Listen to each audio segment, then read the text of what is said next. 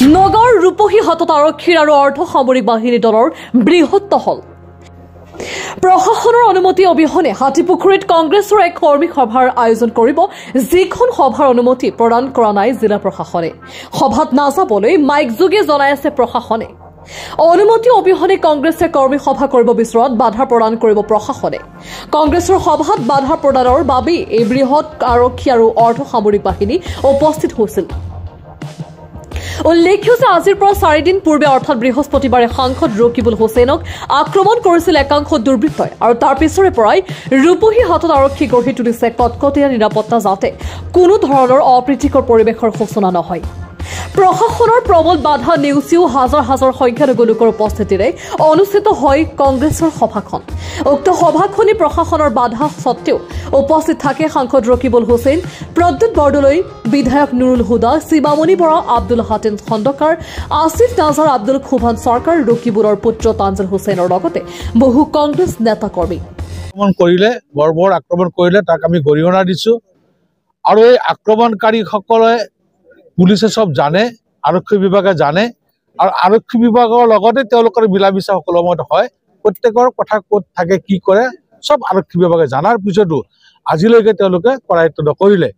ইয়ে আমি প্ৰতিবাদ কৰোতে ৰূপহী আৰক্ষী চকীৰ ভাৰপ্ৰাপ্ত বিষয়ে প্ৰতিশ্ৰুতি দিছিলে যে ৰাতিৰ ভিতৰত তেওঁলোকে কৰায়ত্ব কৰিব নকৰিলে আমি বিধানসভাৰ মজিয়াত প্ৰতিবাদ কৰোতো বিধানসভাৰ মজিয়াটো আমাৰ পাৰ্লামেণ্ট এফেয়াৰ্ছ মিনিষ্টাৰে মুখ্যমন্ত্ৰী ডাঙৰীয়াৰ হৈ তেওঁলোকে প্ৰতিশ্ৰুতি দিলে যে ইয়াৰ আসামীসকলক কৰায়ত্ব কৰিব উপযুক্ত ব্যৱস্থা ল'ব কিন্তু আজিলৈকে তেওঁলোকে ব্যৱস্থা নললে কাৰণ এৰেষ্ট কৰিলে জুলুমগাৰ ব্যক্তি ওলাই পৰিব এৰেষ্ট কৰিলে যে বিজেপি দলৰ আছে সেই কথা ওলাই পৰিব সেইকাৰণে তেওঁলোকে ইছ্যু ডাইভাৰ্ট কৰিবলৈ গৈ ইছ্যু ডাইভাৰ্ট কৰাৰ কাৰণে এতিয়া সিদিনা দুজন বিধায়কে বিজেপি দলৰ বিধায়কে যে মোৰ পুত্ৰ ৰকিবুলৰ পুত্ৰৰ কাজিয়া বুলি ক'বলৈ কুণ্ঠাবোধ কৰা নাই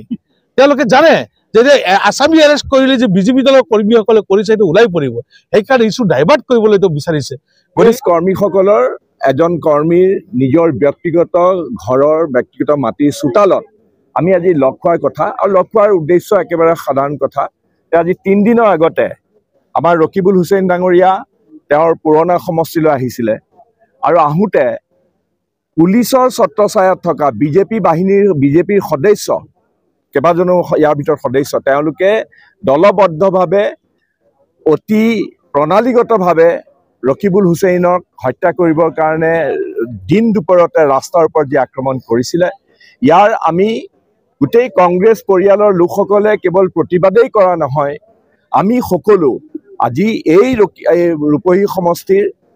এই অঞ্চলত য'ত তেওঁক আক্ৰমণ কৰিছিলে নাতিদূৰত আক্ৰমণ কৰিছিলে আমি সকলো ইয়ালৈ আহিছোঁ আহি পেলাই ৰকিবুল হুছেইন ডাঙৰীয়াৰ প্ৰতি আমাৰ একাত্মবোধ আমাৰ সমমৰ্মিতা আৰু আমাৰ সকলো ধৰণৰ আমি কংগ্ৰেছ পৰিয়াল যে একলগ হৈ এনেকুৱা ধৰণৰ গুণ্ডা বাহিনীৰ যি অত্যাচাৰ পুলিচৰ ছত্ৰছায়াত থাকি পেলাই প্ৰশাসনৰ ছত্ৰছায়াত থাকি তাৰ বিৰুদ্ধে আমি সকলোৱে আজি একাত্ম হৈ পেলাই ইয়াত মাত মাতিবৰ কাৰণে আমি আহিছোঁ নগাঁৱৰ পৰা বিভূতি বৰাৰ ৰিপৰ্ট সুহানা লাইভ।